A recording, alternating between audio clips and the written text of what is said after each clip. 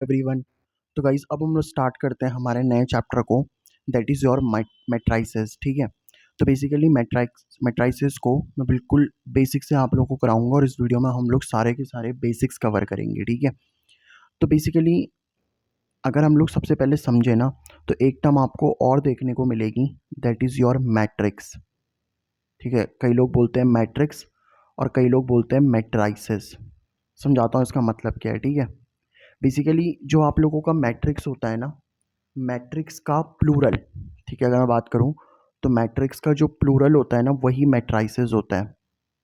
ठीक है, तो मैट्रिक्स का जो प्लूरल होता है ना वो मैट्राइसेस होता है। मतलब अगर आपके पास में एक मैट्रिक्स है तो आप सिर्फ एक मैट्रिक्स बोलोगे, और अगर आपके पास में एक से ज़्यादा मैट्रिक्स है ना तो उसको मैट्राइसेस बोलोगे। ठीक है, तो इसमें कंफ्यूज होने वाली बात कुछ नहीं है। अगर आपके पास में सिर्फ एक मैट्रिक्स है तो उसे मैट्रिक्स बोलो, एक से ज़्यादा मैट्रिक्स है तो उसे मैट्राइसेस बोलो। ठीक है, अब हम लोग सबसे पहले यही समझते हैं कि आप लोगों की एक मैट्रिक्स होती क्या है। ठीक है, तो अब हम लोग सबसे पहले डेफिनेशन लिखते हैं कि एक मैट्रिक्स होती क्या है आप लोग की। ठीक है, तो अगर मैं मैट्रिक्स की डेफिनेशन लिखूँ ना, तो जो आपका मैट्रिक्स होता है ना, matrix matrix is rectangular arrangement. अभी समझाऊंगा अच्छे से एक एक चीज़ को, टेंशन मत लो। ठीक है, matrix is rectangular arrangement of numbers and functions. ठीक है, अभी एक एक चीज़ को अच्छे से समझाऊंगा, बस एक बार डेफिनेशन लिखने दो। जो आपकी मैट्रिक्स होती है ना गाइस, मैट्रिक्स क्या होता है? मैट्रिक्स एक रेक्टेंगुलर अरेंजमेंट होता है। ठीक है, अभी आपको ये टर्म समझ नहीं आ रही होगी यार, रेक्टेंगुलर अरेंजमेंट का मतलब क्या है, अभी समझाऊंगा अच्छे से। Of numbers and functions. ठीक है, फंक्शंस तो आप समझते हो ना, जैसे हम लोग फंक्शंस ऐसे नहीं लिख देते थे, F X equal to sine X. Sine X एक फंक्शन होता है। ठीक है, एफ एक्स इक्वल टू, मतलब फंक्शन को एफ एक्स से लिखते हैं ना, F X equal to X square, मतलब इसकी बात हो रही है। ठीक है, अब देखो, जैसे मान लेते हैं गाइस, लेट से मैंने आप लोगों को ना एक इन्फॉर्मेशन दी। ठीक है, मान लेते हैं हमारे पास में कोई इन्फॉर्मेशन मैंने आपको प्रोवाइड करवाई। ठीक है, अब इन्फॉर्मेशन क्या दे रहा हूँ मैं आपको, लेट से मैं आपको कोई इन्फॉर्मेशन दे रहा हूँ। ठीक है, इन्फॉर्मेशन मैंने क्या दी, मैंने बोला राम हैज़, ठीक है, Ram has 5 pens and 7 books. ठीक है, ये मैंने आप लोगों को एक बात बताई। ठीक है, एक और बात मैंने बोली कि Mohan has 3 pens and 2 books. एक मैंने आपको ये वाली एक और इन्फॉर्मेशन दी, और मैंने आपको बोला Meera has Meera has 8 pens and 4 books. ये मैंने आपको 3 इन्फॉर्मेशन दी। ठीक है, अब गाइस ये जो मैंने आपको बात बताई है ना कि Ram has 5 pens and 7 books, Mohan has 3 pens and 2 books, Meera has 8 pens and 4, तो ये जो मैंने आपको बात बताई ना, एक्चुअली ये तो मैंने, देखो, आप लोग को एकदम इंग्लिश के स्टेटमेंट दे दी इस तरीके से। तो ये जो मैंने आपको बात बताई है ना, ये तो मैंने आपको इंग्लिश की स्टेटमेंट के फॉर्म में ये बात बता दी, ऐसे स्टेटमेंट के फॉर्म में ना, ऐसे सेंटेंस के फॉर्म में। देखो, ऐसा लिखने में मेरे को कितना टाइम लगा है ना। जैसे अभी तो मान लो ये आप लोग के यहाँ पे 3 ही थी, अब 3 के अलावा मान लो ये 30 हो जाती, 30 हो जाती, 40 हो जाती, तो फिर तो ये और बड़ी इन्फॉर्मेशन हो जाती ना, तो इसको लिखने में और दिक्कत आती कि नहीं आती। तो हमने बोला यार इसका कोई शॉर्टकट देखते हैं, तो हमने शॉर्टकट में पता क्या करा, इसको हमने एक और तरीके से रिप्रेजेंट करने का सोचा। कैसे? हमने बोला यार जैसे ये राम है ना, पहले हम नेम लिख लेंगे सबके। ठीक है, यहाँ पे हमने बोला सबके नेम लिख लेते हैं। जैसे नेम वाले कॉलम में आपने क्या डाल दिया, आपने बोला हमारे पास में राम है, फिर कौन है, मोहन है, ठीक है, और फिर कौन है, मीरा है। आपने इस तरीके से क्या करा, इस तरीके से आपने नेम वाला बना दिया इस तरीके से। फिर उसके बाद आप लोग क्या कर दोगे, ऐसे पेन्स वाला डाल दोगे।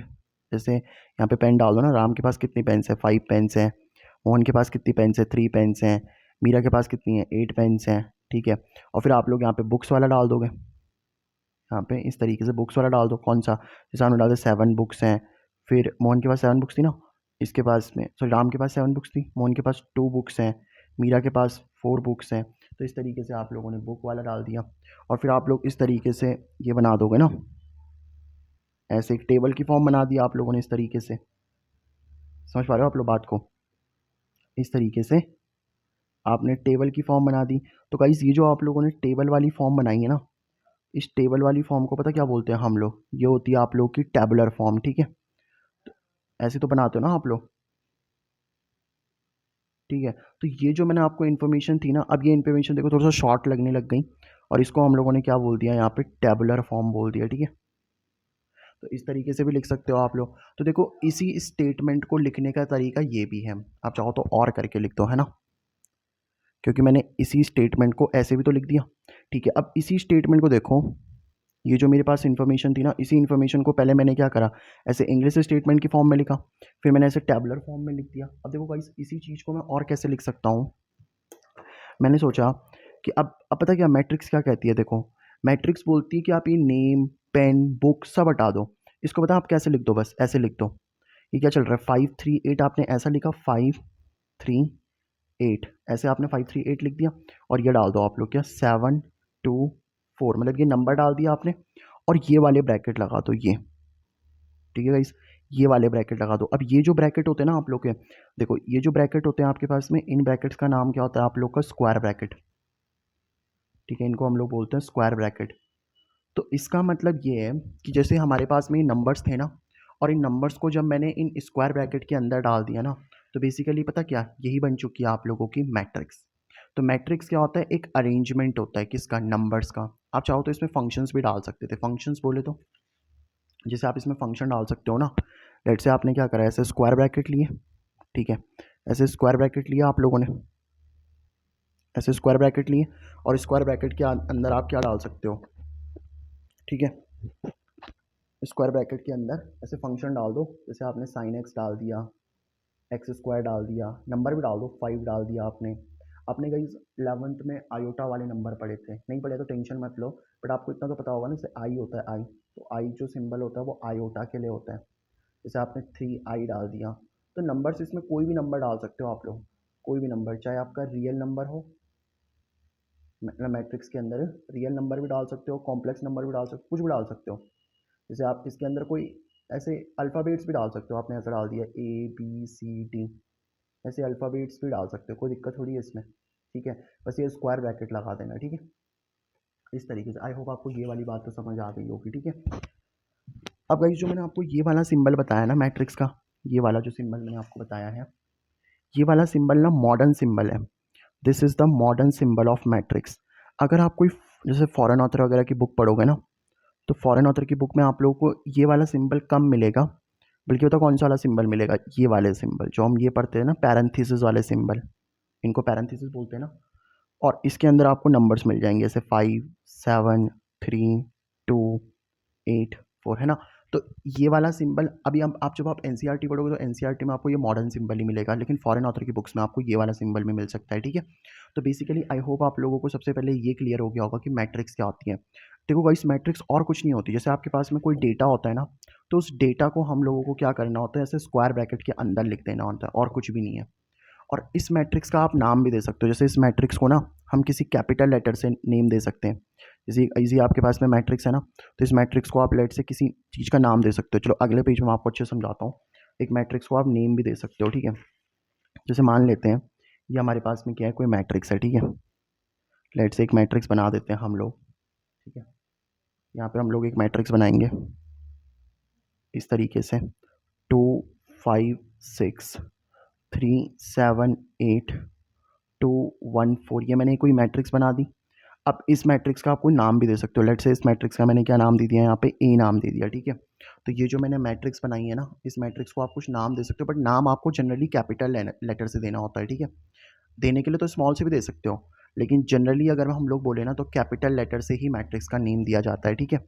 अब गाइस मैं आपको एक चीज़ बता देता हूँ कि मैट्रिक्स के अंदर ये जो कुछ लिखा है ना, 2 5 6 3 7 8, जो कुछ भी लिखा हुआ है, इनको बोलते हैं एलिमेंट्स ऑफ मैट्रिक्स, एलिमेंट्स, ठीक है। क्या बोलते हैं हम लोग इनको? एलिमेंट्स बोल देते हैं। कई लोग इनको एंट्रीज भी बोल देते हैं, एलिमेंट्स बोल लो, एंट्रीज बोल लो, कोई दिक्कत नहीं है, ठीक है। एक मैट्रिक्स की ये एलिमेंट्स हैं, या फिर आप एंट्रीज हैं ऐसा बोल सकते हो, ठीक है। अब गाइस मैं सबसे पहले ना आप लोगों को एक मैट्रिक्स में दो इंपॉर्टेंट चीज़ें होती हैं वो मैं आपको समझाता हूँ, ठीक है। गाइस आपको ये तो पता है ना कि ये जो हॉरिजॉन्टल वाली लाइंस होती हैं ऐसे, ये कौन सी लाइन्स है आप लोगों की? These are your horizontal lines, ठीक है। तो ये कौन सी हमारे पास में हॉरिजॉन्टल लाइन्स है, ठीक है। और ये वाली कौन सी है आपके पास में? These are your vertical lines. ये कौन सी है हमारे पास में? ये आप लोग की वर्टिकल लाइन्स है। तो बेसिकली ये जो हॉरिजॉन्टल लाइन होती है ना, इन हॉरिजॉन्टल लाइन का पता क्या नाम होता है? इन हॉरिजॉन्टल लाइन को हम लोग बोलते हैं रोज, ठीक है। जो स्कूल में भी तो आपको यही करते थे ना, ऐसे रोज में खड़े कर देते थे, या वर्टिकल लाइंस बोले तो वर्टिकल लाइंस का क्या नाम रखेंगे हम लोग? कॉलम्स, ठीक है। अभी समझाऊंगा अच्छे से, देखो। मतलब जो हॉरिजॉन्टल लाइन होंगे उनको हम रोज से डिनोट करेंगे, और जो वर्टिकल लाइन होंगे उनको हम लोग कॉलम से डिनोट करेंगे। ऐसे स्कूल में ही होता था ना, आपको रोज और कॉलम्स में खड़ा कर दिया जाता था। जैसे गाइस अगर मैं आपसे पूछूं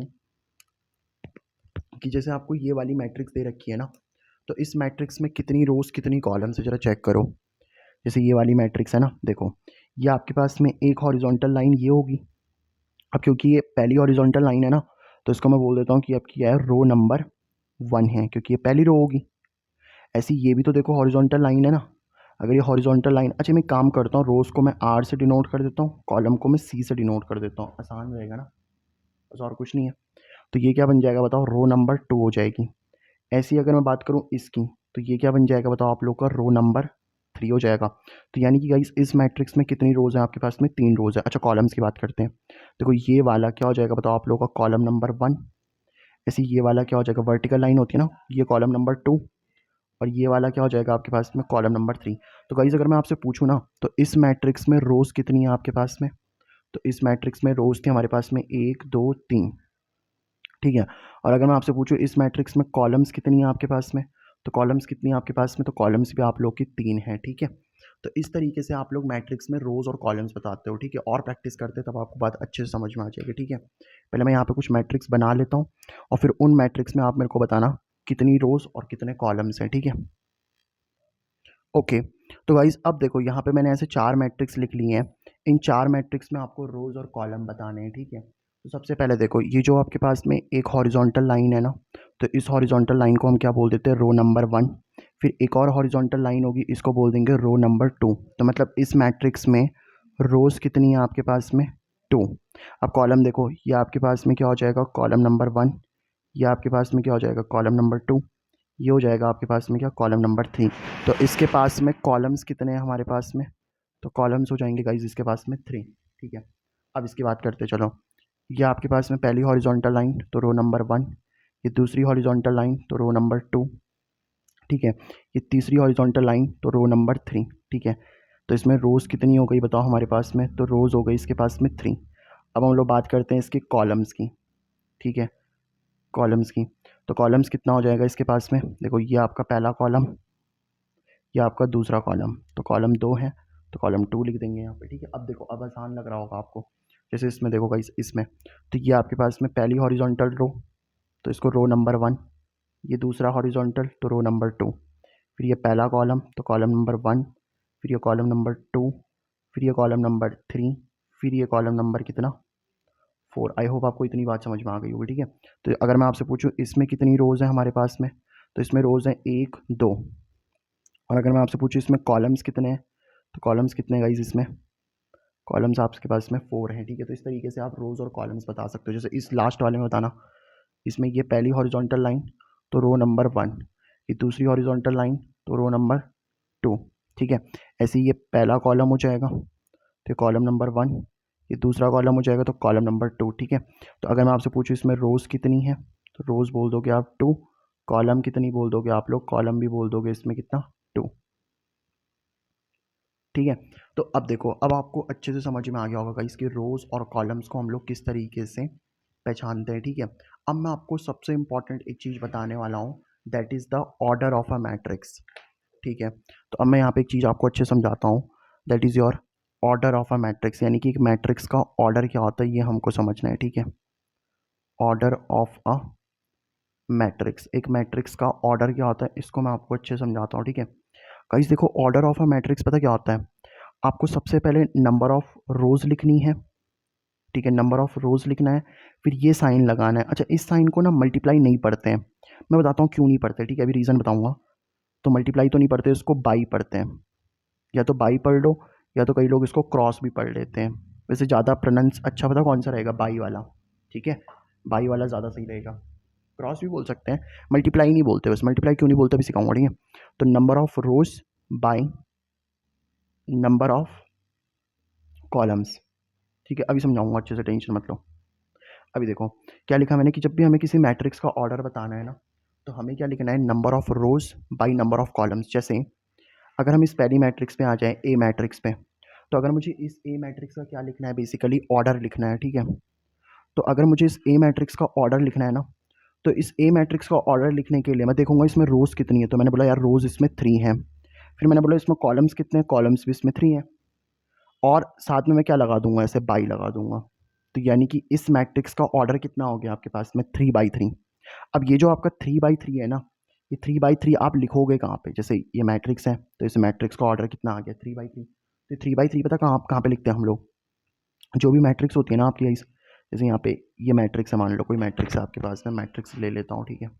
लेट से आपके पास में कोई मैट्रिक्स है, जैसे यहाँ पे कोई मैट्रिक्स है, ठीक है, कोई भी मैट्रिक्स है, तो मैट्रिक्स के ना यहाँ पे एकदम कॉर्नर पे, ठीक है, यहाँ पे इस वाली जगह पे, यहाँ पे आपको लिखना होता है ऑर्डर को, ठीक है। यहाँ पे मत लिख देना, यहाँ पे मत लिख देना, यहाँ पे मत लिख देना, बस यहीं पे लिखना होता है ऑर्डर को, ठीक है। तो अब हम लिखते हैं इसके ऑर्डर को, देखो कितना ऑर्डर आया इसका, 3/3 का, तो इसको हम यहाँ पे लिख देंगे 3/3, ठीक है। चलो अब इसका लिखते हैं, जैसे अभी समझाऊंगा कि हम इसको मल्टीप्लाई क्यों नहीं पढ़ते, ठीक है, पहले हम लिख रहे हैं इसका। अब अगर गाइस मैं आपसे पूछूं कि इसका ऑर्डर कितना होगा, तो इसका ऑर्डर कितना हो जाएगा बताओ, इसमें रोज़ कितनी है 2, इसमें कॉलम्स कितने हैं 3, तो ऑर्डर क्या हो जाएगा 2/3, और वो हम यहाँ पे लिख देंगे एकदम कॉर्नर पे 2/3, ठीक है। अच्छा अब इस मैट्रिक्स का देखो, इस मैट्रिक्स का अगर कोई मेरे से पूछे ऑर्डर बताओ भाई, तो इस मैट्रिक्स का ऑर्डर बताना है बहुत आसान है। इस वाली मैट्रिक्स का अगर मेरे से ऑर्डर पूछ ले कोई, तो ऑर्डर क्या हो जाएगा बताओ, इसमें रोज़ कितनी है, रोज़ आई थी 3, कॉलम कितने आए थे 2, तो ये बन जाएगा कितना 3/2, ठीक है। अच्छा इस मैट्रिक्स में देखो जरा, इस मैट्रिक्स का ऑर्डर बताना मेरे को, तो इस मैट्रिक्स का ऑर्डर कितना हो जाएगा, रोज़ कितनी है इसमें 2, कॉलम्स कितने हैं इसमें 4, तो इस मैट्रिक्स का ऑर्डर कितना हो जाएगा बताओ 2/4। ऐसे इस मैट्रिक्स का ऑर्डर भी आप बता सकते हो, तो इसमें रोज़ कितनी है बताओ 2, कॉलम्स कितने हैं इसमें 2, तो ऑर्डर क्या हो जाएगा बताओ आप लोग का 2/2। इस तरीके से मतलब आप किसी भी मैट्रिक्स में रोज़ और कॉलम्स को अगर इस तरीके से लिख देते हो ना, तो आपको ऑर्डर पता चल जाएगा, ठीक है। अब गाइस एक चीज़ मैं आपको बताता हूँ, जैसे देखो इस मैट्रिक्स के अंदर कितने एलिमेंट्स है, गिनो जरा, 1 2 3 4 5 6 7 8 9, यानी कि इस मैट्रिक्स के अंदर 9 एलिमेंट्स हैं। बट हम लोग बार बार गिन थोड़ी ना सकते हैं। मान लो सोचो एक मैट्रिक्स है जिसमें बहुत सारे लैक्स ऑफ एलिमेंट्स हैं, करोड़ों एलिमेंट है, तो क्या हम उनको गिन पाएंगे बताओ, नहीं। तो हमारे लिए एक फॉर्मूला चाहिए होगा ना, तो देखो फॉर्मूला क्या है कि अगर आप इस ऑर्डर को ही मल्टीप्लाई कर दो ना, देखो अगर आप इस ऑर्डर को ही मल्टीप्लाई कर दो, तो आपको नंबर ऑफ एलिमेंट्स मिल जाएंगे।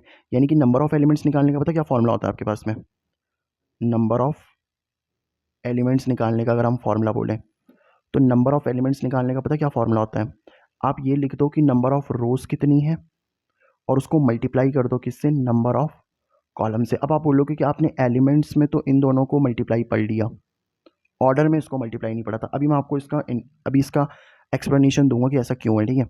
देखो मैंने क्या बोला, नंबर ऑफ एलिमेंट्स निकालने के लिए क्या करना है, नंबर ऑफ रोज और नंबर ऑफ कॉलम्स को मल्टीप्लाई कर दो। जैसे यहाँ पे बताओ रोज कितनी है आपके पास में 3, कॉलम्स भी कितने हैं 3, तो 3 3 से कितना 9, देख लो यहाँ पे 9 एलिमेंट्स आए हैं, ठीक है। जैसे यहाँ पे देखो रोज कितनी है आपके पास में 2, कॉलम्स कितने हैं 3, तो 2 × 3 करोगे देखो 6 एलिमेंट्स होंगे इसके अंदर, 3 × 2 करोगे 6 हो जाएगा, ठीक है। 2 × 4 करोगे तो 8 हो जाएगा, 2 × 3 का 2 × 2 करो तो 4 एलिमेंट्स हो जाएंगे। मतलब नंबर ऑफ एलिमेंट्स निकालने के लिए पता क्या करना होता है, नंबर ऑफ रोज इंटू में नंबर ऑफ कॉलम्स करना होता है।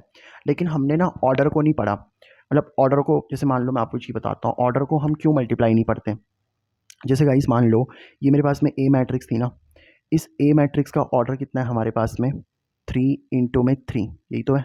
तो आप इसको इंटू पता क्यों नहीं पढ़ रहे हैं, क्योंकि देखो अगर आप इंटू पढ़ोगे तो 3 × 3 करने से ऐसा फील आ रहा है कि नहीं इसमें 9 एलिमेंट्स हैं, ठीक है। मैट्रिक्स के अंदर कितने एलिमेंट्स हैं, 9 एलिमेंट्स हैं। बट अब ये थोड़ी पता है, जैसे अगर मैं आपको सिर्फ ये बोलूँ कि मान लो मेरे पास में कोई मैट्रिक्स है जिस मैट्रिक्स के अंदर 8 एलिमेंट्स हैं, ठीक है। मान लो अगर मेरे पास में क्या है, कोई मैट्रिक्स है जिस मैट्रिक्स के अंदर 8 एलिमेंट्स हैं, तो भाई अब वो मैट्रिक्स तो किसी भी ऑर्डर की हो सकती है ना। जैसे मैं समझाता हूँ, जैसे मान लो ये मैट्रिक्स, मतलब मैंने बोला मैट्रिक्स के अंदर नंबर ऑफ एलिमेंट्स कितने दे दिया आपको, इस मैट्रिक्स के अंदर नंबर ऑफ एलिमेंट्स कितने दे दिए मेरे को, 8 दे दिया। अब मैट्रिक्स कई कई तरीके से हो सकती है, मतलब जैसे ऐसा हो सकता है कि मैट्रिक्स के अंदर एक रो हो और 8 कॉलम हो।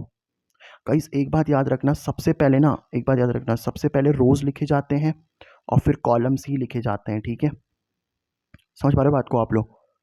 क्योंकि देखो ना, मैं आपको चीज़ समझाता हूँ। जैसे आपने, ऐसा क्यों होता है, जैसे मान लो आपके पास में आपने 2 एक्सिस पढ़ी हैं, एक एक्स एक्सिस होती है आपके पास में, ठीक है? और एक आपके पास में वाई एक्सिस होती है। देखो एक्स एक्सिस ही तो आप लोगों की हॉरिजॉन्टल वाली होती है ना, और वाई एक्सिस आपकी वर्टिकल वाली होती है। तो पहले एक्स लिखते हैं फिर वाई लिखते हैं, यही तो होता है। तो इसलिए हम हॉरिजॉन्टल लाइन में पहले रोज़ लिखते हैं फिर कॉलम लिखते हैं, ठीक है? अब देखो ऐसा भी हो सकता था कि एक एक मतलब एक आपके पास में रो हो और 8 कॉलम हो, ऐसे भी तो हो सकता है ना? भाई मैंने तो आपको ये बताया कि मैट्रिक्स के अंदर 8 एलिमेंट हैं, ठीक है? तो मैट्रिक्स के अंदर अगर 8 एलिमेंट, तो ऐसा भी तो हो सकता है एक रो 8 कॉलम हो। जैसे एक रो है इस तरीके से, 8 कॉलम है, 1 2 3 4 5 6 7 8, ऐसा भी हो सकता था। अब देखो इसमें एक ही रो है बस, बट 8 कॉलम है ना। ऐसा भी हो सकता था कि मैट्रिक्स में 2 रोज़ हों और 4 कॉलम हो। भाई पहला रो होता है, दूसरा कॉलम होता है, ठीक है? तो अब देखो मैट्रिक्स में 2 रोज़ हैं, तो मैं ऐसा लिख देता हूँ 1 2 3 4 5 6 7 8। अब देखो इसमें 2 रोज़ है ना, ये पहली रो, ये दूसरी रो, और 4 कॉलम है। तो होता क्या है ना कि जब मैं आपको सिर्फ ये बता देता कि नंबर ऑफ एलिमेंट्स 8 हैं, अगर मैं सिर्फ ये बताऊं कि नंबर ऑफ एलिमेंट्स कितने 8 हैं, तो अब आप पता ही नहीं कर सकते कि मैट्रिक्स कौन से ऑर्डर की रही होगी, 1/8 की रही होगी, 2/4 की रही होगी, और भी पॉसिबल ऑर्डर हो सकते हैं, ठीक है? जैसे ऐसा भी तो हो सकता है कि जैसे आपके पास में 4 रोज़ हो और 2 कॉलम्स हो, ऐसे 4 रोज़ हो जाएंगे ना, 1 2 3 4 5 6 7 8। अब देखो 4 रोज़ हो गई, ऐसे 4 रोज़ हो गई ना, और 8 कॉलम्स हो गए, सॉरी 2 कॉलम्स हो गए। समझ पा रहे हो बात को? तो अगर गाइस मेरे को सिर्फ ये बता दिया जाए ना कि नंबर ऑफ एलिमेंट्स, क्योंकि देखो मल्टीप्लाई करने से क्या फील आ रहा है कि अगर हमने बोला कि मान लो मेरे पास में कोई मैट्रिक्स है जिसको मैंने बोला 3 × 3 की है, 3 × 3 मतलब 9 एलिमेंट्स, और 9 एलिमेंट्स अगर आपके पास में है तो फिर तो कई पॉसिबल ऑर्डर, जैसे मैंने बोला था ना कि मैट्रिक्स में टोटल नंबर ऑफ एलिमेंट्स 8 है। जैसे मैं ये बोलता कि कोई मैट्रिक्स है जो कि 2 × 4 की है, तो 2 × 4 से आप 8 समझ जाते हैं, और फिर 8 वाले के तो कई पॉसिबल ऑर्डर बन सकते हैं ना। इसलिए हम लोग जनरली इसको इंटू नहीं पढ़ते, सिर्फ बाई पढ़ते हैं, ठीक है? आई होप आपको इतनी बात समझ में आ गई होगी कि आपको ये वाली बात समझ में आई है। अब एक चीज़ मैं आपको समझा देता हूँ गाइस, जो आप जब आप लोग एक्सरसाइज करोगे ना, तो एक्सरसाइज में ये चीज़ आप लोग को बहुत ज़्यादा मदद करेगी, ठीक है? क्या है कि जैसे मान लो आपके पास में क्या है, कोई मैट्रिक्स है, और उस मैट्रिक्स में क्या है, मान लो उस मैट्रिक्स के जो टोटल नंबर ऑफ एलिमेंट्स है वो आपको गिवन है, ठीक है? टोटल नंबर ऑफ एलिमेंट्स क्या है आपको गिवन है। मान लेते हैं टोटल नंबर ऑफ एलिमेंट्स कितने हैं आप लोगों के, लेट से कितने हैं आपके पास में, 16 है total number of elements. Total number of elements तो पता है ना कैसे निकलते हैं, ऐसे रोज और कॉलम्स को मल्टीप्लाई करके, ठीक है? अब मैं कह रहा हूँ उसमें टोटल नंबर ऑफ एलिमेंट्स कितने हैं, 16 है। तो अगर मैं बोल रहा हूँ उसमें टोटल नंबर ऑफ एलिमेंट्स 16 है ना, अगर उसमें टोटल नंबर ऑफ एलिमेंट्स 16 है आपके पास में, ठीक है? तो अब मैं आपसे पूछूं कि उसकी पॉसिबल ऑर्डर क्या क्या हो सकते हैं, मतलब कैसे पॉसिबल ऑर्डर बन सकते हैं मैट्रिक्स के। अब बस आप ये देखो ना 16 किस किस की टेबल में आता है।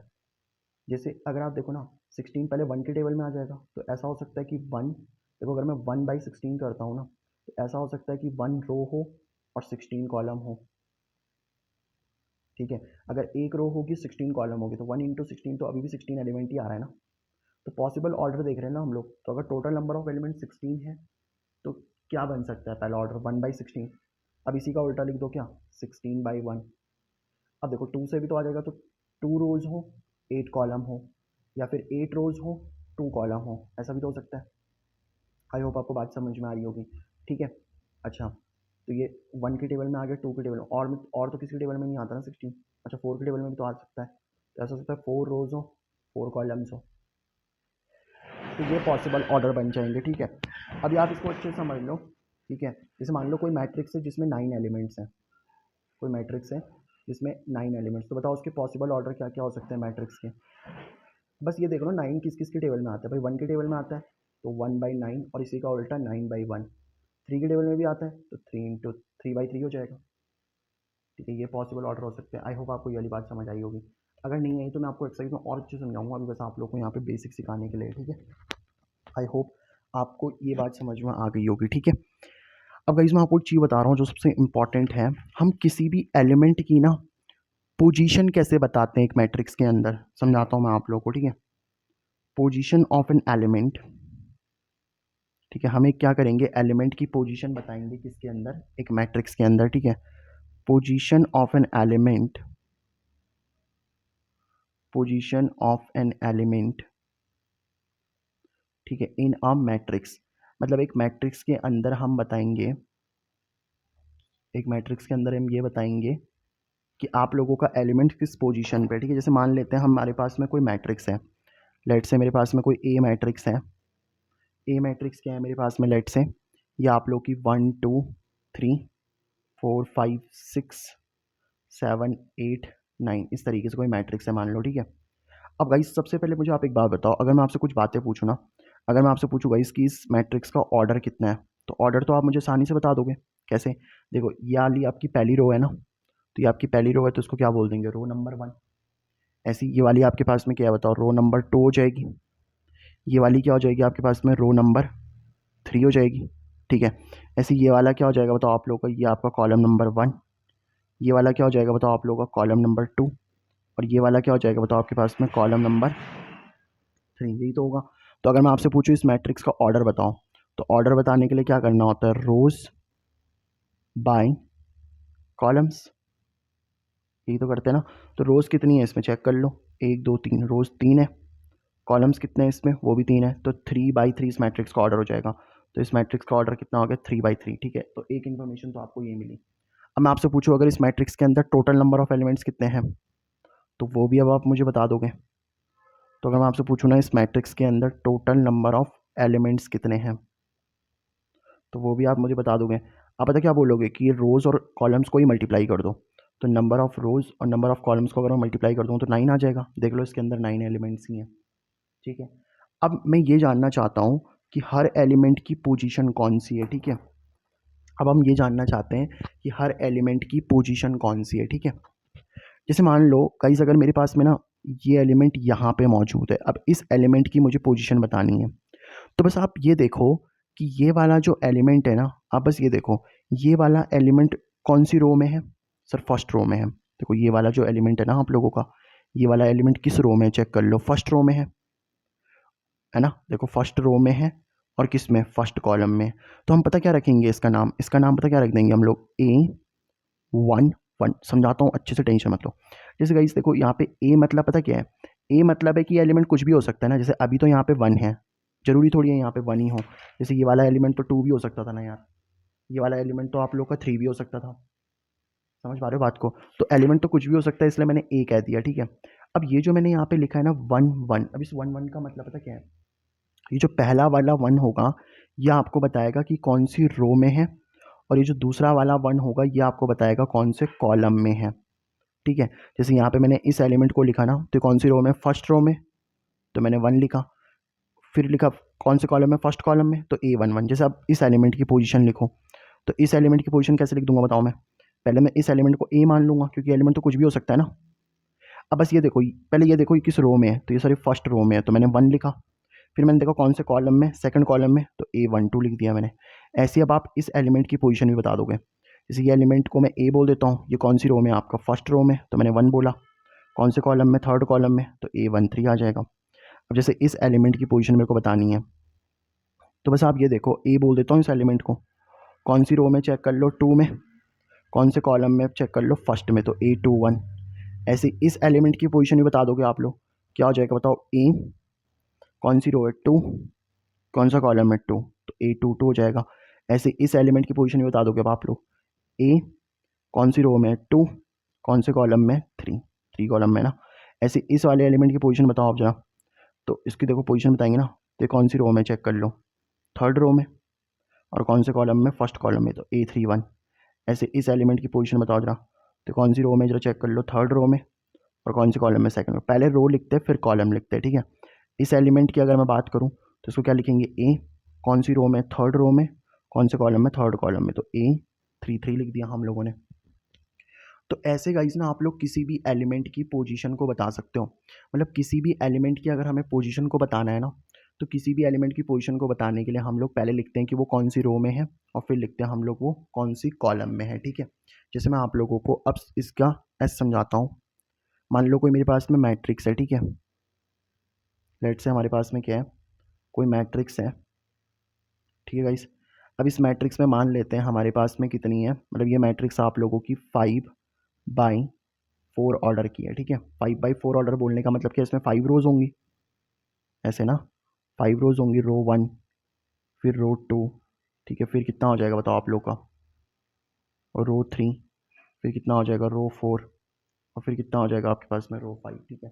तो ऐसे मैंने क्या बोल दिया यहाँ पे कि आपके पास में 5 रोज हैं और ऐसे 4 कॉलम्स होंगे, तो 4 कॉलम लिख देते, कॉलम 1, कॉलम 2, कॉलम 3, कॉलम 4, ठीक है।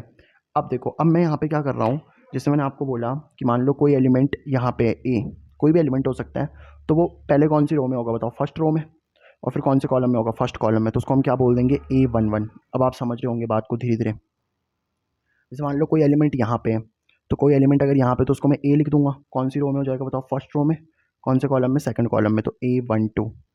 ऐसी कोई एलिमेंट अगर यहाँ पे है तो क्या लिख देंगे उसको, A13। फिर यहाँ पे वाला क्या आ जाएगा आपका, A14, क्योंकि फर्स्ट रो में फोर्थ कॉलम में, ठीक है। अब यहाँ पे देखते हैं, इसको क्या बोलेंगे बताओ, A21, क्योंकि सेकेंड रो है, फर्स्ट कॉलम है। फिर ये बन जाएगा A22, फिर A23, फिर A2 कितना, 4, ऐसे लिख दोगे। थर्ड वाले को चेक करो, ये बनेगा A31, A32, क्योंकि थर्ड रो है, सेकंड कॉलम है, फिर A33, A34, ऐसे ही बनेगा। फिर फोर्थ रो वाला देखो, A41, A42, A43, A44, और फिर फिफ्थ वाला देख लो, फिफ्थ रो में है, फर्स्ट कॉलम में, तो A51, A52, A53, और A5 कितना, 4, ठीक है। तो इस तरीके से आप लोग क्या कर सकते हो गाइस, किसी भी मैट्रिक्स के जो नंबर ऑफ एलिमेंट्स है ना, वो नंबर ऑफ एलिमेंट्स को आप लोग क्या कर सकते हो, ऐसे लोकेट कर सकते हो। मतलब किसी भी एलिमेंट की अगर हमें पोजीशन बतानी है ना, तो किसी भी एलिमेंट की पोजीशन बताने के लिए हम लोग इस तरीके से यूज़ करते हैं, ठीक है। तो आई होप आप लोगों को position of an element in a matrix, एक मैट्रिक्स के अंदर एलिमेंट की पोजीशन कहाँ होती है, ये आप लोग अच्छे से अब इस चीज़ को समझ गए होंगे, आई होप, ठीक है। अब देखते हैं हम लोग गाइज यहाँ पे और डिस्कस करते हैं टाइप्स ऑफ मैट्रिक्स को, ठीक है। तो कौन कौन सी टाइप्स आप लोगों को पढ़नी है, ठीक है, वो हम लोग देखेंगे, ठीक है। टाइप्स ऑफ मैट्राइसेस, तो मैट्राइसेस कौन कौन सी टाइप की होती है वो हम देखते हैं। सबसे पहले पता कौन सी आती है आपके पास में, रो मैट्रिक्स, ठीक है, रो मैट्रिक्स। अब देखो गाइस, रो मैट्रिक्स के नाम से ही क्लियर है कि जब भी देखो जो मैट्रिक्स होती है ना, उसके नाम से ही क्लियर हो जाता है वो कैसी मैट्रिक्स है, ठीक है। तो रो मैट्रिक्स का मतलब पता क्या होता है, देखो ऐसी मैट्रिक्स जिसमें नंबर ऑफ रोज तो 1 होंगी, मतलब रोज तो इसमें एक होगी, कॉलम्स कितने भी हो सकते हैं, एंड नंबर ऑफ कॉलम्स क्या हो सकते हैं आप लोगों के, कितने भी हो सकते हैं, इनफाइनाइट हो सकते हैं भाई। समझ पा रहे बात को ना। जैसे मैं समझाता हूँ आपको, लेट से मेरे पास में कोई ए मैट्रिक्स है, ए मैट्रिक्स मैंने ऐसे लिखी 1 2 3 4, ऐसे मैंने मैट्रिक्स लिखी, ठीक है। अब गाइस अगर आप इसमें देखो ना, रोज कितनी है, इसमें रोज तो एक ही है यार, लेकिन कॉलम कितने हैं इसमें, 1 2 3 4, 4 कॉलम है ना।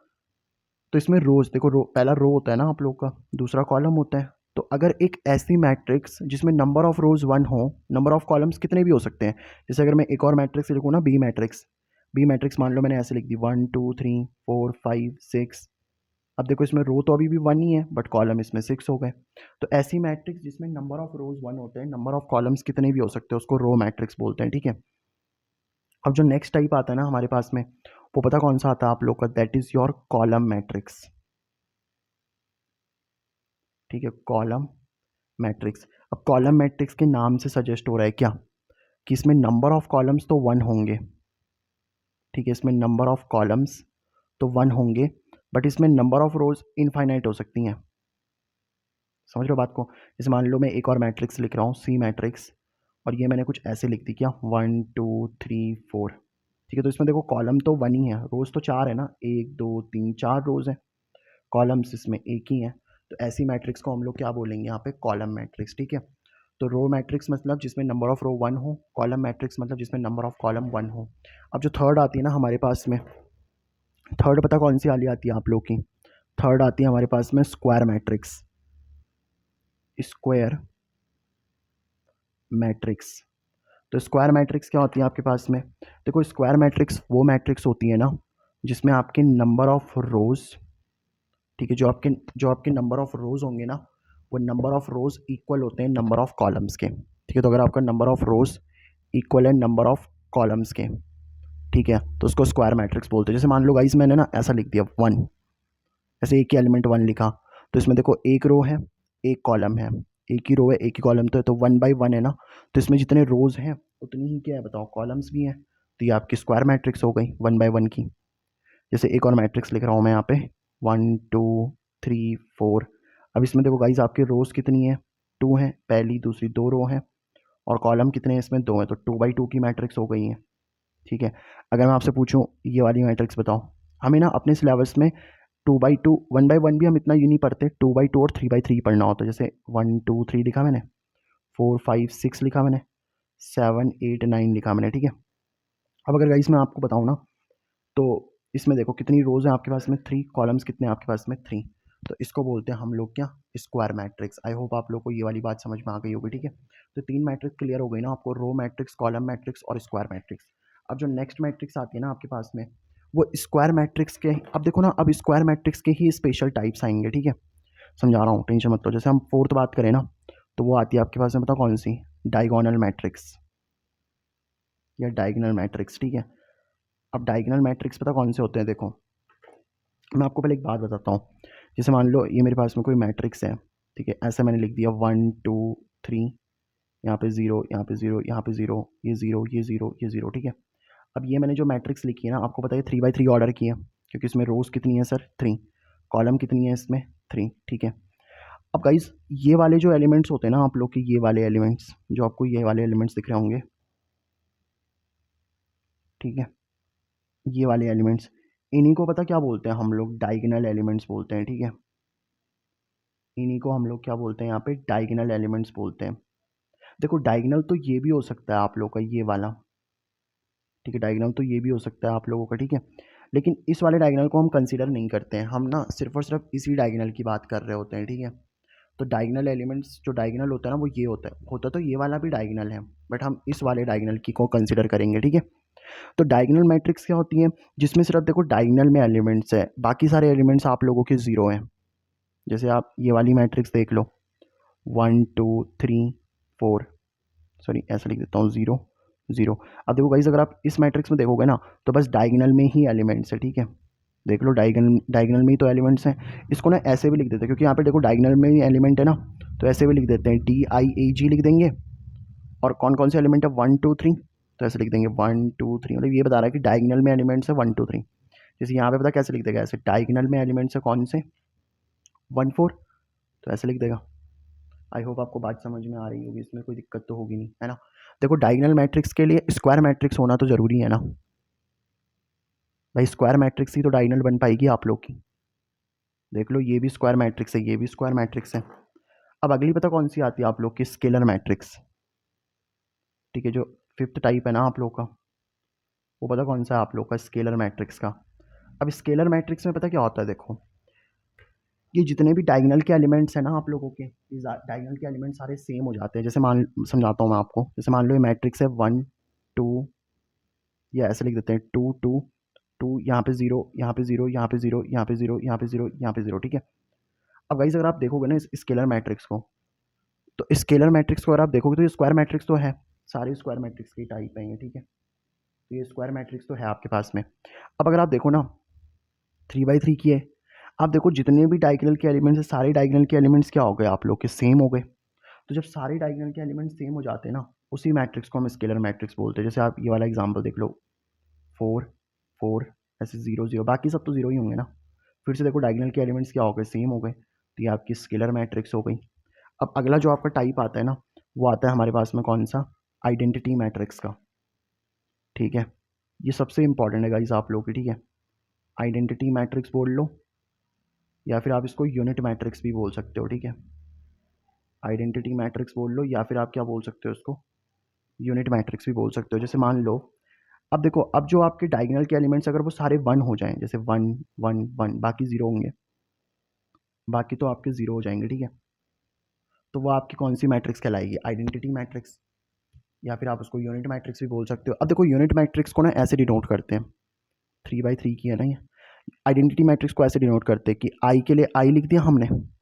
अब देखो ये कितने ऑर्डर के, 3 बाई 3 की, तो यहाँ पे सिर्फ 3 लिख देंगे। I3 मतलब ये 3 बाई 3 की ऑर्डर की मैट्रिक की, 3 बाई 3 ऑर्डर के मैट्रिक्स है, ठीक है। जैसे आपको ऐसे लिख दिया I2 मतलब डायगोनल के एलिमेंट सारे 1 हो जाएंगे और यहाँ पे 0 हो जाएगा आप लोग का, ठीक है। बस ये आपकी आइडेंटिटी मैट्रिक्स हो गई। ये सारी स्क्वायर मैट्रिक्स होनी चाहिए बट, ठीक है। देखो 7 तब का बस में बताओ कौन सी आ जाती है लास्ट वाली, नल मैट्रिक्स। नल मैट्रिक्स, अब नल मैट्रिक्स क्या होती है भाई? नल मैट्रिक्स के लिए स्क्वायर होना जरूरी नहीं है। नल मैट्रिक्स मतलब सारे एलिमेंट 0 हो जाए। जैसे मैं आपको समझाऊँ ना, लेट से मैंने ये एक मैट्रिक्स बनाई, ठीक है, और इसमें सारे एलिमेंट 0 कर दो आप लोग। रोज कितनी है इसमें? 2। कॉलम्स कितने हैं इसमें? 3। तो 2 बाई 3 0 हो गए। नल मैट्रिक्स को पता किससे डिनोट करते हैं? ऐसे 0 से ही डिनोट कर देते हैं, नल से, ऐसे ओ से डिनोट करते हैं, मतलब इसको ऐसे, ठीक है। समझ गए ना बात को? ये होती है नल मैट्रिक्स। अब गाइस हम लोग एक लास्ट टॉपिक पढ़ लेते हैं कि दो मैट्रिक्स इक्वल कब होती हैं, बस, ठीक है। इक्वालिटी ऑफ मैट्रिसेस, टेंशन मतलब अभी समझ आ जाएगा, ठीक है। तो लास्ट टॉपिक क्या आता है आपके पास में? Equality of matrices. मैंने आपको बोला था ना कि अगर एक से ज़्यादा मैट्रिक्स आती है उसको मैट्रिसेस बोल देते हैं, ठीक है। तो इक्वालिटी ऑफ मैट्रिसेस का मतलब होता है कि दो मैट्रिक्स इक्वल कब होती हैं। जैसे मान लो आपके पास में एक मैट्रिक्स ये है, ठीक है, 1 2 3 4, ये आपके पास में एक मैट्रिक्स है, और दूसरी मैट्रिक्स आपने ये ले ली, कौन सी? XY W Z, ये आपके पास में दूसरी मैट्रिक्स है, ठीक है। अब ये दो मैट्रिक्स इक्वल पता कब होंगी? देखो वाइस, दो मैट्रिक्स तभी इक्वल होती हैं, उसके लिए दो कंडीशन होती है। पहली कंडीशन क्या होती है? एक तो उनका ऑर्डर सेम होना चाहिए, ठीक है, ऑर्डर सेम होना चाहिए। और दूसरी कंडीशन पता क्या होती है? ठीक है, मतलब दो मैट्रिक्स को अगर सेम होना है तो उसके लिए दो कंडीशन है, ठीक है, टू कंडीशन है। पहला तो ऑर्डर सेम होना चाहिए, दूसरा उनके कॉरेस्पॉन्डिंग एलिमेंट सेम होने चाहिए। अब इसका मतलब क्या है, समझाता हूँ। उनके कॉरेस्पॉन्डिंग एलिमेंट सेम होना चाहिए, ठीक है। पहले काम करो, इस मैट्रिक्स का ऑर्डर चेक करो जरा, इसमें रोज कितनी है? 2। इसमें कॉलम भी कितने हैं? 2, तो 2 बाई 2। इस मैट्रिक्स का ऑर्डर भी कितना है आप लोग का? 2 बाई 2। दोनों का तो ऑर्डर तो सेम है ना, तो इसका मतलब दो मैट्रिक्स को हम इक्वल कह सकते हैं, ठीक है। अब अगर दो मैट्रिक्स को इक्वल कह रहे हैं ना, तो इसके कॉरेस्पॉन्डिंग एलिमेंट सेम होंगे। कॉरेस्पॉन्डिंग मतलब ये जो पहला वाला एलिमेंट है ना, वो पहले वाले के इक्वल हो जाएगा, मतलब x इक्वल टू कितना आ जाएगा आपका? 1।